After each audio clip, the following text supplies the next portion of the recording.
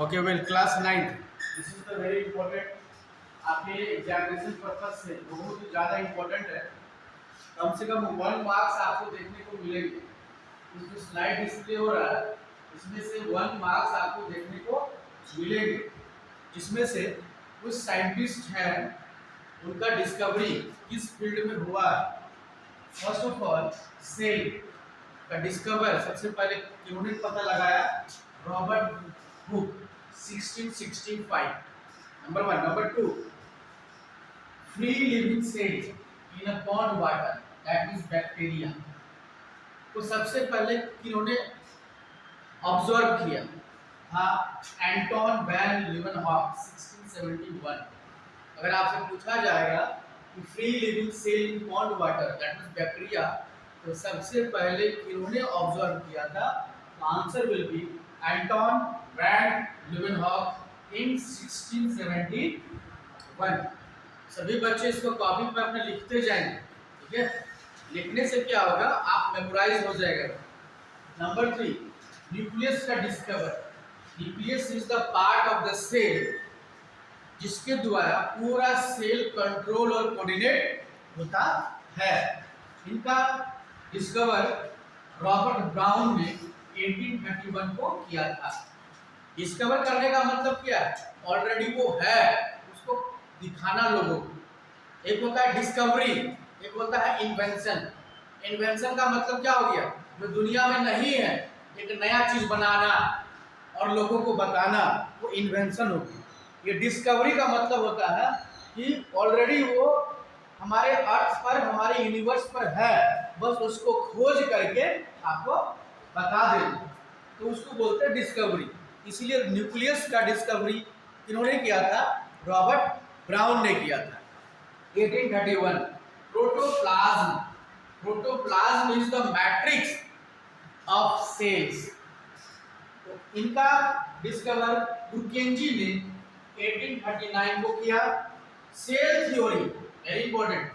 Cell theory का मतलब क्या है कि सेल का साइकिल क्या है, उसका स्ट्रक्चर क्या है, कैसे वो ग्रोथ करता है, कैसे वो मल्टीपल डिवीजन करता है या बाइनरी डिवीजन करता है, 1 से 2, 2 से 4, कैसे वो ग्रोथ करता है, इसके फेज क्या है, ठीक है? सेल डिवीजन के फेज क्या है, वो सेल थ्योरी में हमको पढ़ने को मिलता है।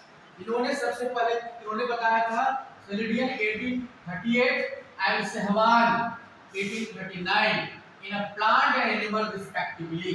अगर पूछा जाएगा कि प्लांट में सेल थ्योरी इन्होंने बताया था सेलिडियन ने 1838 और एनिमल में सेल थ्योरी को किसने डिस्क्राइब किया था, उसका आंसर होगा सेहवान ने 1839। क्लियर?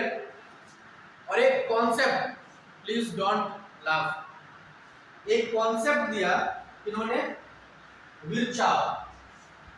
विर्चाव 1855, विर्चाव ने 1855 को एक कॉन्सेप्ट दिया। क्या कॉन्सेप्ट दिया? All cell arise from pre existing cell.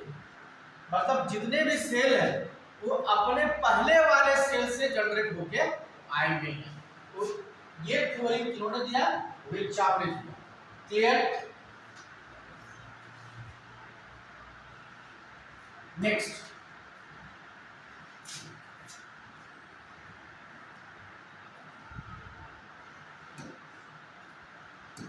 यहां पर देखिए, जब सेल का स्ट्रक्चर हम लोग पढ़ रहे थे तो उस सेल के स्ट्रक्चर में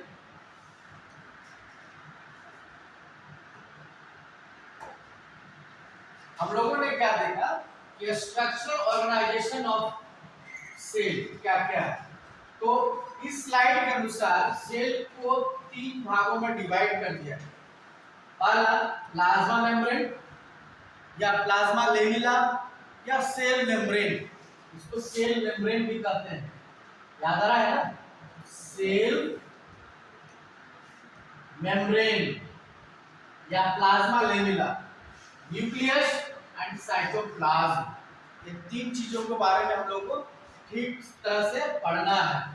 plant cell have cell wall in addition to the above component. Plant cell में क्या होता है एक्स्ट्रा, एक सेल वॉल पाया जाता है जो कि एनिमल सेल में नहीं पाया जाता है। तो प्लांट सेल के बारे में अगर पढ़ेंगे तो हम लोग को चार चीज के बारे में पढ़ना पड़ेगा। पहला plasma membrane, nucleus, cytoplasm plus cell wall, जो कि केवल प्लांट सेल में पाया जाता है। प्लाज्मा मेम्ब्रेन या सेल मेम्ब्रेन क्या है? सबसे पहले डिस्कवरी कौन किया था? See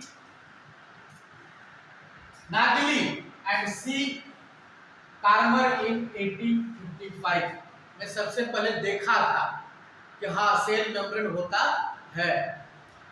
it is the outermost covering of the cell except plant cell. Except plant cell का मतलब क्यों? क्योंकि outermost covering plant cell में क्या होगा?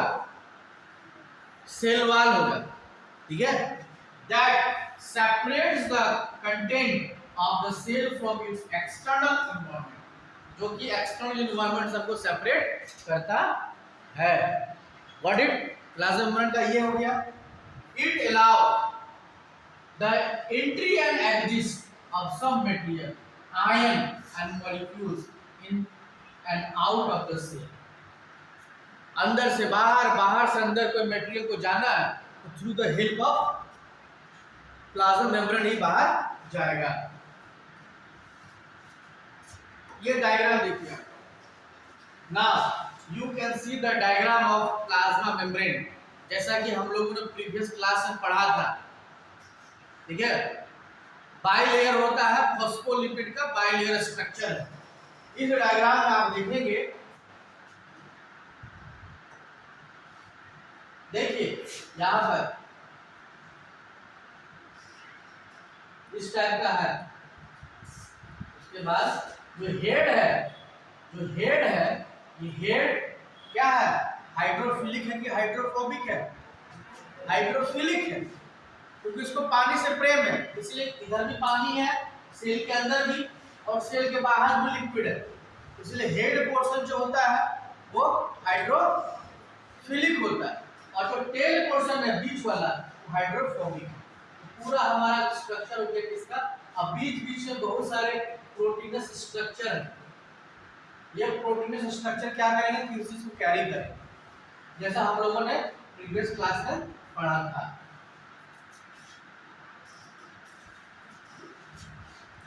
प्लाज्मा मेम्ब्रेन का स्ट्रक्चर हो गया।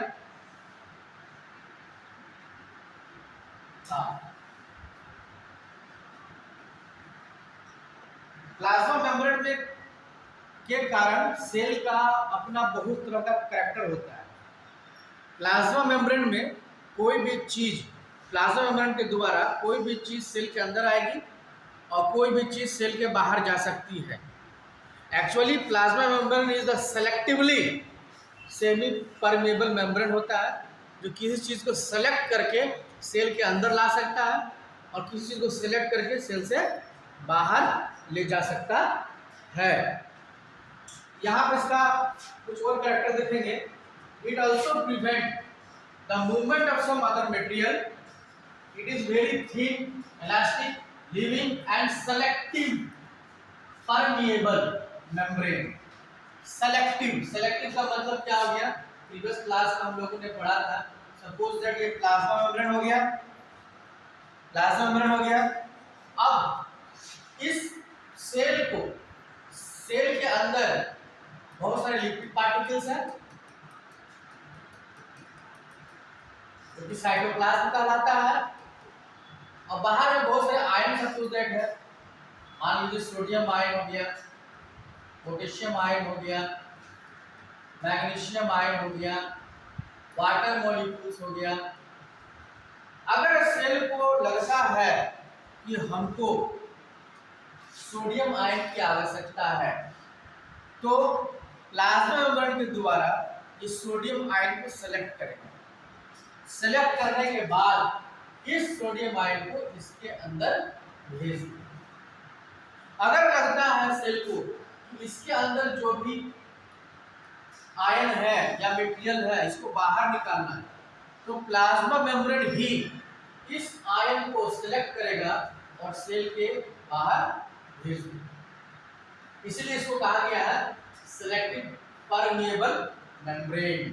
क्लियर? प्रीवियस क्लास में लोग अच्छे से देखे थे। It is made of lipid and protein. Lipid का बना हुआ फॉस्फोलिपिड का स्ट्रक्चर याद आ रहा है इस टाइप का, है ना? ये हो गया लिपिड। अब बीच बीच में क्या था?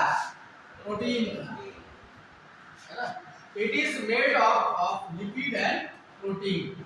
It enclose nucleus and cytoplasm. इसके अंदर ये सेल है, इसके अंदर साइटोप्लाज्म हो सकता है और साथ साथ में कहीं न कहीं न्यूक्लियस हो सकता है और डिफरेंट टाइप के सेल ऑर्गेनेल्स इसके पास प्रेजेंट रहेंगे। It helps in protection of cellular component. जो सेलुलर कंपोनेंट है सेल के अंदर या सेल ऑर्गेनेल्स है डिफरेंट टाइप के, जैसे माइटोकॉन्ड्रिया, लाइसोसोम, गोल्गी बॉडी, तो क्या है सेल ऑर्गेनेल्स है, तो उसको प्रोटेक्ट भी करेगा। प्रोटेक्ट कौन करेगा? सेल मेम्ब्रेन ही प्रोटेक्ट करेगा। नहीं, ये सारा नोट जो आपको हम शेयर कर देंगे, आप आसानी से कॉपी पर या कहीं पर आप उसको लिख सकते हैं। ऑस्मोसिस के बारे में हम लोगों ने देखा कैसे higher concentration to lower concentration होता है, hypotonic solution, isotonic solution, hypertonic solution. इनके बारे में भी हम लोगों ने देख लिया कि कब हाइपरटोनिक होगा, कब आइसोटोनिक होगा और कब हाइपरटोनिक होगा। ये सॉल्यूशन क्या है? चलो तीनों सॉल्यूशन के बाद फिर से हम लोग देख लेते हैं ताकि एग्जामिनेशन पॉइंट ऑफ व्यू से कोई चीज छूट ना जाए और हमको एग्जाम में अच्छा से अच्छा नंबर मिल पाए। तीन प्रकार का सॉल्यूशन था हम लोगों ने देखा था, hypotonic, isotonic and hypertonic solution. क्या बोलता है हाइपोटोनिक में? If the medium surrounding the cell has higher water, surrounding the cell is higher water, यानी सेल के बाहर जो है वो पानी की मात्रा ज्यादा है concentration than the cell.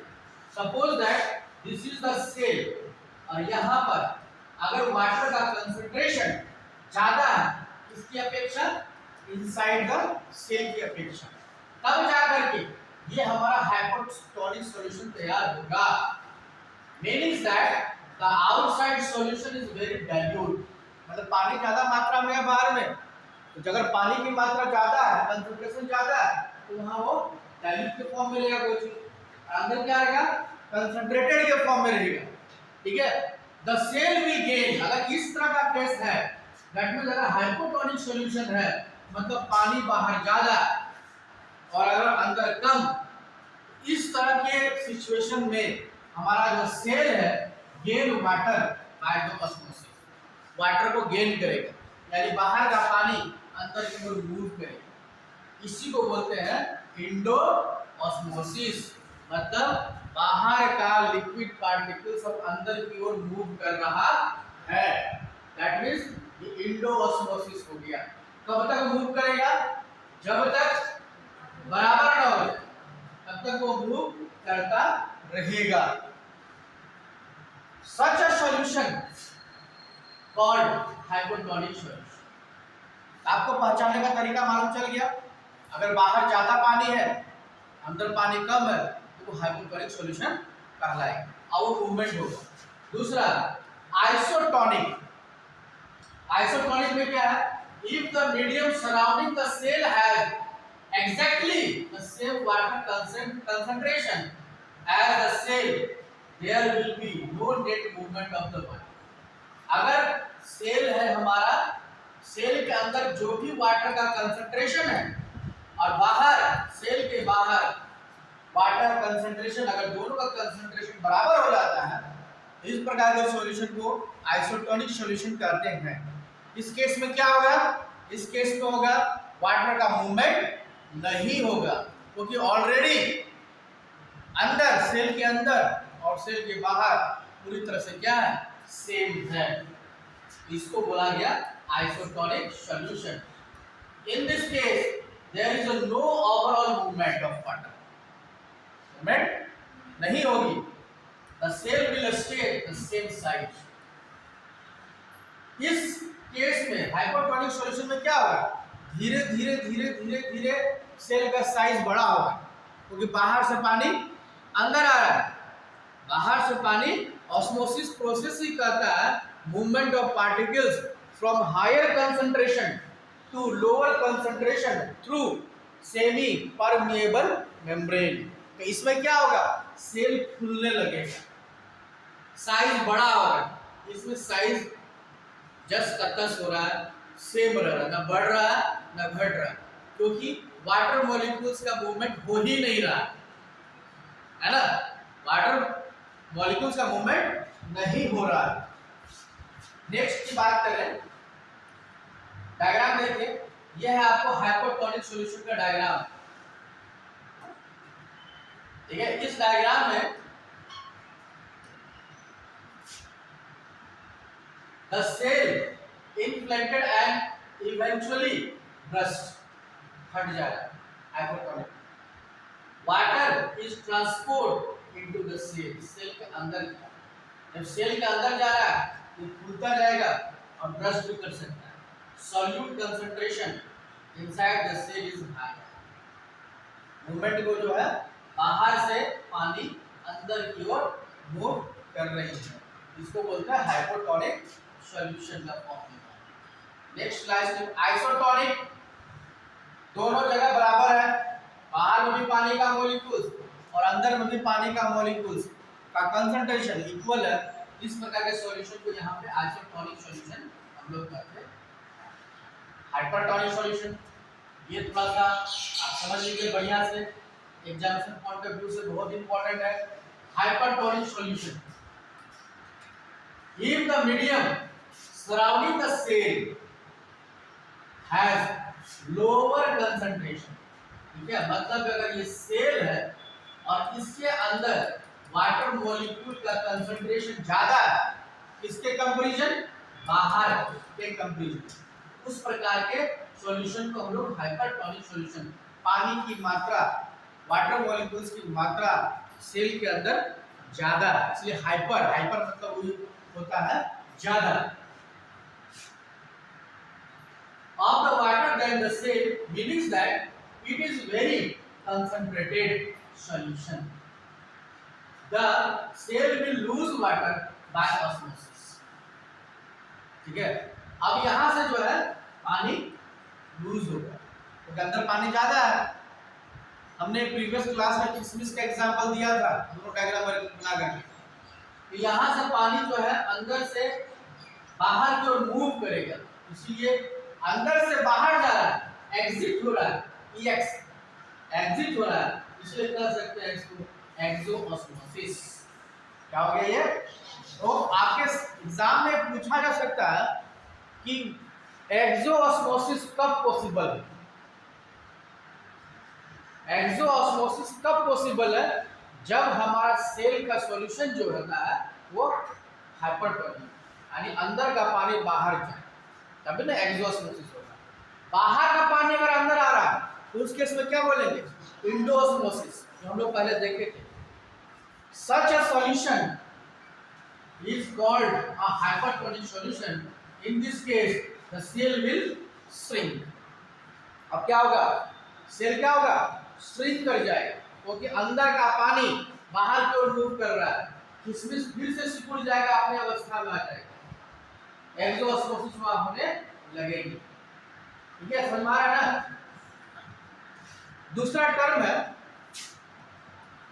Endocytosis, ध्यान दीजिएगा, ये टर्म आपके एग्जाम के लिए बहुत ज्यादा इंपॉर्टेंट है। इंडोसाइटोसिस क्या बोलता है, the flexibility of the cell membrane, cell membrane का तो फ्लेक्सिबल है ही, लचीला है ही, the flexibility of the cell membrane also enables the cell to engulf in the food, food को खाने की क्षमता रखता है, and other material from its external environment, अगर कोई सेल प्लाज्मा मूवमेंट के द्वारा अपना खाना या कोई मटेरियल बाहर से अगर अंदर खा लेता है तो नाम ही है इंडो। ठीक है, नाम है ना इंडो।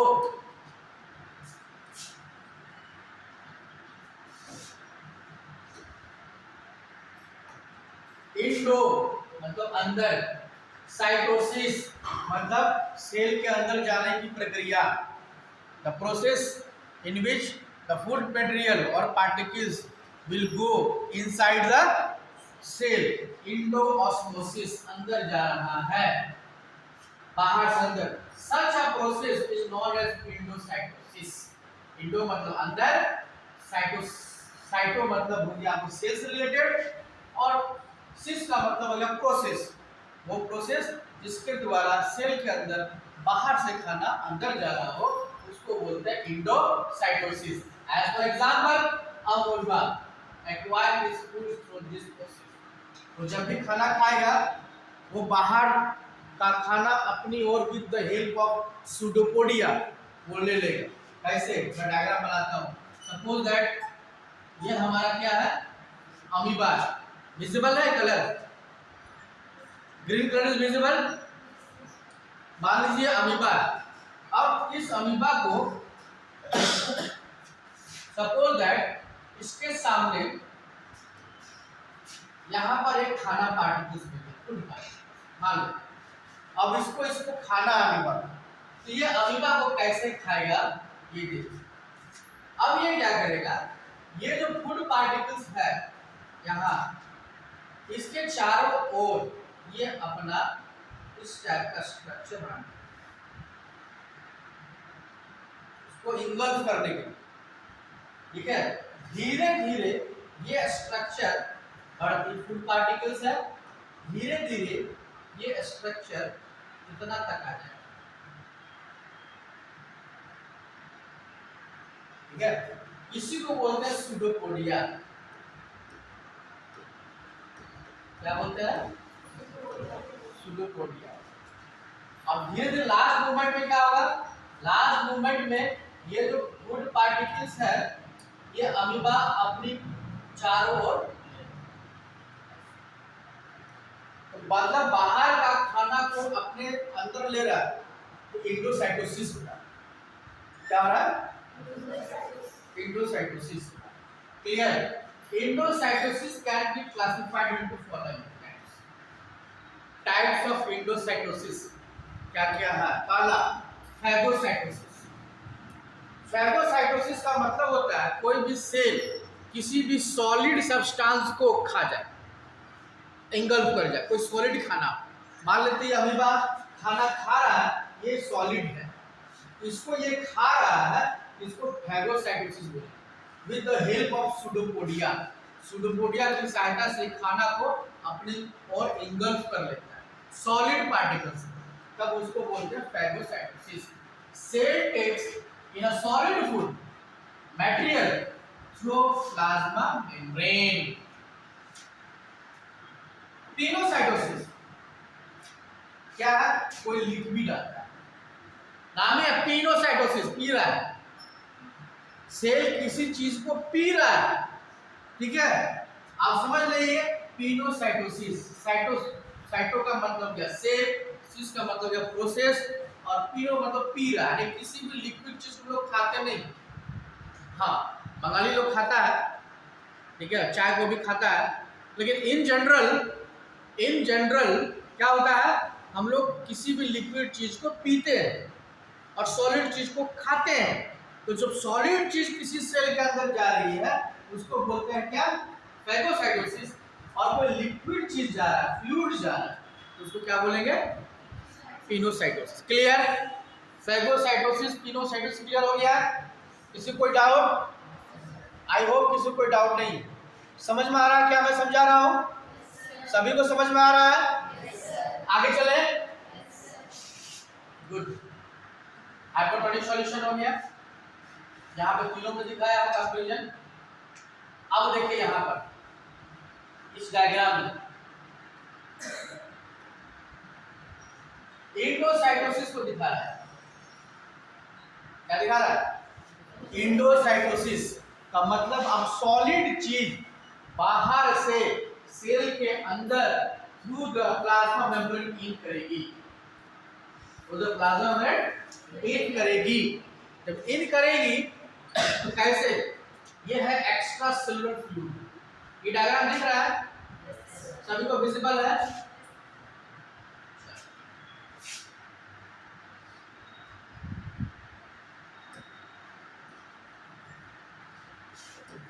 इसमें क्या हो रहा है, मान लीजिए देखिए कुछ सॉलिड पार्टिकल्स है, रेड कलर से दिखाया गया और ग्रीन कलर से दिखाया गया। इसको कैसे ये इंगल्फ कर रहा है, इसके चारों ओर घूम गया, जिस तरह हमने अमीबा में देखा था, उसके बाद ये सट गया पूरी तरह से अपने अंदर।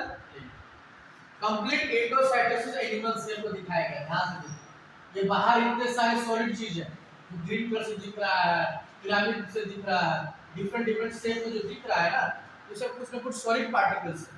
अब इस सॉलिड पार्टिकल्स को अपने अंदर लेना है, तो कैसे देखिए ये बना रहा है, एंडोसाइटोसिस बना रहा है। ठीक है, बना रहा है ना, बना रहा है ना। और धीरे धीरे बनाने के बाद देखिए ये बना करके ले लिया, अपने फूड वैक्यूल्स बन गया, ये ले लिया, वेसल्स बन गया, ये ले लिया, प्रोटीन वेसल्स सब अपने अंदर ले रहा है। तो अगर सॉलिड चीज जा रहा है तो इसको क्या बोलेंगे, एंडोऑस्मोसिस। याद देखिए, एंडोसाइटोसिस बहुत बेहतरीन डायग्राम में देख के आप समझ सकते हैं। सॉलिड पार्टिकल है, एंडोसाइटोसिस का पहला फेज फैगोसाइटोसिस, मतलब सॉलिड चीज अंदर जाएगा। फैगोसाइटोसिस, ये सॉलिड पार्टिकल्स है, इसको कैसे ये प्लाज्मा मेम्ब्रेन अपने चारों तरफ से ले रहा है, और लेने के बाद बना दिया, फैगोसोम्स बना दिया, जिसको हम लोग फूड वैक्यूल्स बोलते हैं। यहाँ पर देखिए पिनोसाइटोसिस, मतलब लिक्विड पार्ट को, सॉलिड नहीं है, या आप देख सकते हैं जो कि स्क्वायर के फॉर्म में है, इसको मान लिया गया लिक्विड। लिक्विड अब ये कैसे ले रहा है, ले लिया, ये हो गया पिनोसाइटोसिस। क्या हो गया, पिनोसाइटोसिस। और बहुत सारे रिसेप्टर मीडिएटर पिनोसाइटोसिस होता है। रिसेप्टर का मतलब रिसीव करेगा, प्रत्येक सेल मेम्ब्रेन के पास रिसेप्टर होता है, यहाँ रिसेप्टर है, ये रिसेप्टर है, ये इसको रिसीव करके भेजता है। इसका रिसेप्टर, ये जो रिसेप्टर है इसी को रिसीव करेगा, ये जो रिसेप्टर है इसी को रिसीव करेगा। बहुत सारे जो सेलेक्टिव बोलते हैं ना, सेलेक्टिव परमेबल मेम्ब्रेन, इसको यहाँ पे क्या कर रहा है, सेलेक्ट कर रहा है। आगे देखिए एक्सोसाइटोसिस, ये पार्ट कर लेते हैं हम लोग। Exocytosis last one. एक्सोसाइटोसिस का मतलब क्या हो गया, सेल के अंदर से मटेरियल सेल के बाहर निकलेगा। It is the process of exudation of secretion of the waste material out of the cell through the plasma membrane. It is opposite of endocytosis. कोई भी सेल अपने अंदर से बाहर किस चीज को निकालेगा, जो वेस्ट प्रोडक्ट हो उसको बाहर निकाल रहा है, तो एक्सोसाइटोसिस हो गया। When the metabolic waste are thrown out the cell, the process is called as effagi. इसको देखिए, effagi। इफागी किसको बोलते हैं, when the metabolic waste are thrown out of the cell, the process is called effagi। Metabolic process क्या होता है मालूम है सभी को, हमारे सेल के अंदर जितने भी एक्टिविटी होती है, जितने भी रिएक्शन होते हैं, सभी को हम लोग मेटाबॉलिक एक्टिविटी बोलते हैं। नेक्स्ट क्लास में हम लोग चलेंगे क्या, सेल के बाद, इसके बाद मिलेंगे। यहाँ तक जो हमने बताया सभी को समझ में आया, कोई डाउट तो पूछिए। बहुत इंपॉर्टेंट टॉपिक है, solution, isotopic solution, isotonic solution, hypotonic solution, hypertonic solution, osmosis, endosmosis, exosmosis. Endosmosis दो प्रकार का हो गया, फैगोसाइटोसिस और पिनोसाइटोसिस। तो इंडोसाइटोसिस का पार्ट हो गया। क्लियर?